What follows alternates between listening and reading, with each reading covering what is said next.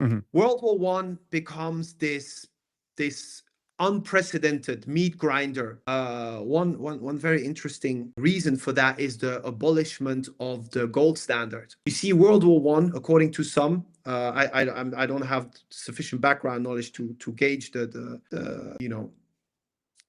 to gauge that information, but according to some, World War One is the first war where every nation that was involved had an open credit to finance the war effort because of the abolishment of the gold standard. And this is why World War One just dragged so crazily, and so much human and material damage was just thrown at the war for destruction. And so Germany endured an absolute crushing defeat. And you, as I said, you have this situation now where Germany is in defeat, is in economical crisis, in political complete turmoil. The Weimar Republic, you had a new head of state almost yearly between World War One and the time that Hitler took over, because of just the political instability. Yes. And you have all these soldiers, officers and under officers that are bitter and that want revenge. Glauer comes back to the scene. And what happens?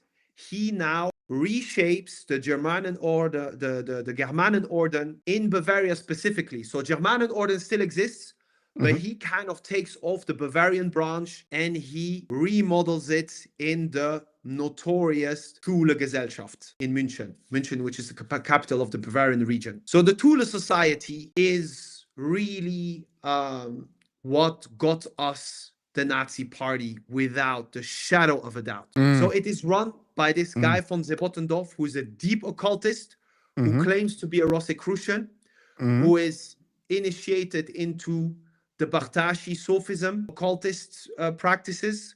And he is into all this rune Germanic occultism, and he supposedly believes into this Aryan ideology, the Ariosophy. Funnily enough, Now, he is also before you continue, Abdullah, right? yeah. Right, because the way that you've been breaking this down for the last 3 lives, right, has been really amazing, right?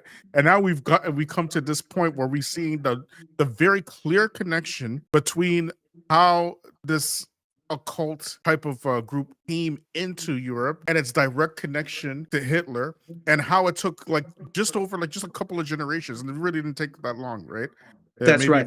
Maybe about 50, 60 years or so, right? And then you have this direct connection, right?